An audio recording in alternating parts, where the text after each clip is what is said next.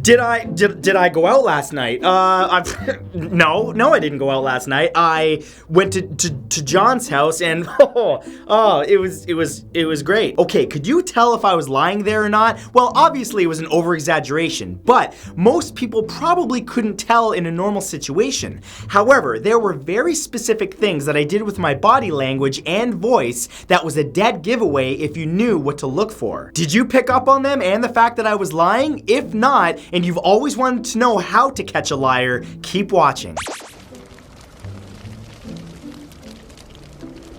Here are 10 ways to tell if someone is lying. Number 10 is throat clearing or difficulty speaking.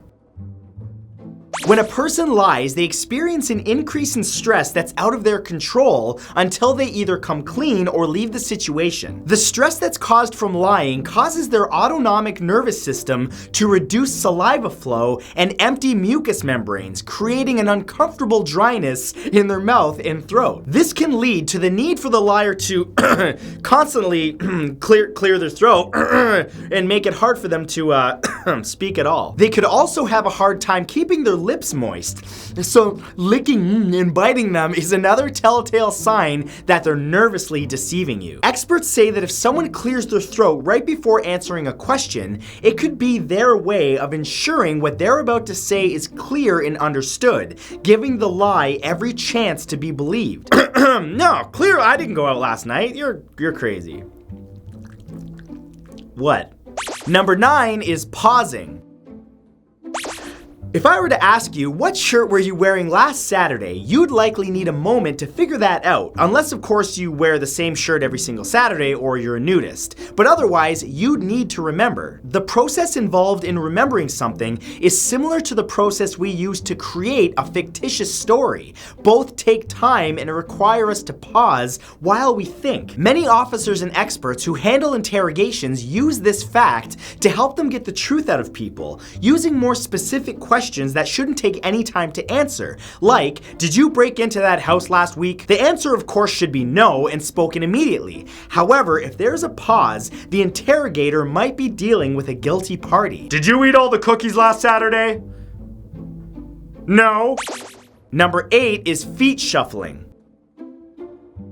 It's not just the words coming out of someone's mouth or the look on their face that reveals when someone is lying to you. If you look carefully, you may actually see the deception all the way down to their feet. And I don't mean they're just gonna dance in front of you, just give it a second, I'll explain. Though they often don't show it, most individuals, even ones who tell tall tales every day, experience an increase in anxiety while lying. This can often lead to fidgeting, including them shuffling their feet due to the overwhelming desire to flee the situation before they're caught or asked a follow-up question that they haven't prepared for. Simply put, they don't want to stand there in the midst of a lie. They want to make you believe them and get out while they're ahead. The liar's body betrays them, giving them restless legs that do little to help in escaping, but let an observant person see that they're being lied to. Number 7 is nonverbal disconnect or pointing.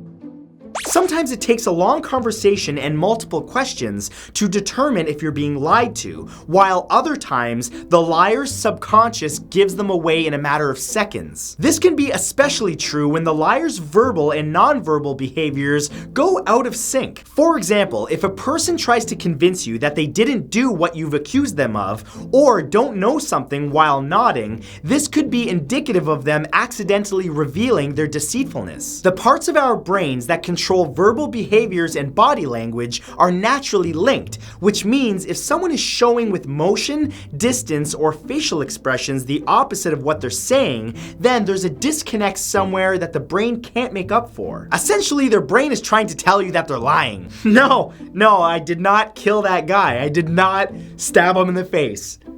Nope. Number 6 is rigidness. Humans have two basic responses when presented with unwanted situations: fight or flight. Most often, a liar will present a flight response, fidgeting or trembling as they eagerly await to be able to get away from the person that they're lying to. But there are some others who prefer to fight. These individuals will go without fidgeting, but can give themselves away by doing the opposite, staying completely still. Going rigid is a type of automatic action the body takes when it's ready to take on a problem, such as lying to someone that they know has a chance of catching them. Someone who usually uses hand gestures suddenly won't, and the natural movements that they were making before the lie will suddenly stop. It's kind of like they freeze, possibly even locking eyes with you, unblinking as they tell their fake story. The cookies? No, I didn't eat them. Number 5 is covering the face.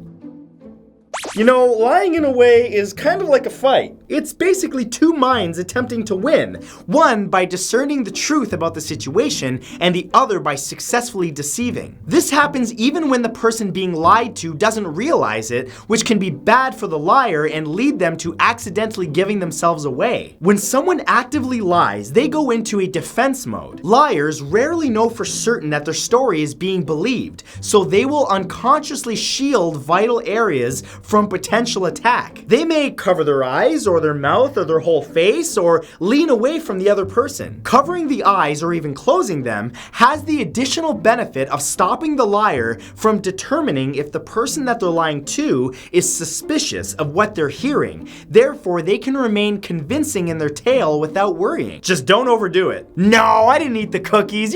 Mom, you're silly. You're silly. Why am I not looking at you? My eyes hurt. Number 4 is repetitiveness. Lying is obviously a skill not all people have mastered. It can be incredibly difficult, especially when the fib that they're telling isn't one that they've told before. If that's the case, then follow-up questions can trip them up in a big way. One of those ways is through repetition. When a request for a detail that they haven't prepared for is made, the deceiver will often repeat part or all of the question. If you asked who was with you and they respond with who was with me, then this could be their way of stalling while they think up an answer that goes perfectly with their fake story. Liars will also often repeat simple phrases as they attempt to convince themselves of their own lie. For instance, saying, "I don't know what happened. I really don't," could be a sign that they do. Oh, they really do. Number 3 is self-grooming or sweating. Worrying about what they're saying isn't the only thing the liar's brain is doing when they deceive you. They might also be gassy. But that's also not all. Often, as their heart begins to race, they instinctively prepare themselves in the hopes that their story is being accepted by the listener. This leads to a manner of self-grooming, which includes fixing the hair, fidgeting with a tie, straightening the shirt, or pretty much anything that makes them more presentable in the situation. Liars also tend to sweat when telling falsehoods, so if someone can't handle having perspiration on their face or body and continuously wipe it away, they may be leading you on. Keep in mind that the liar wants every detail attuned to being believed and will make themselves and their surroundings as clean and organized as possible, and often with no idea that they're even doing it. Yeah, I know it's winter, but it's LA, right? Number 2 is scratching, rubbing, or shivering.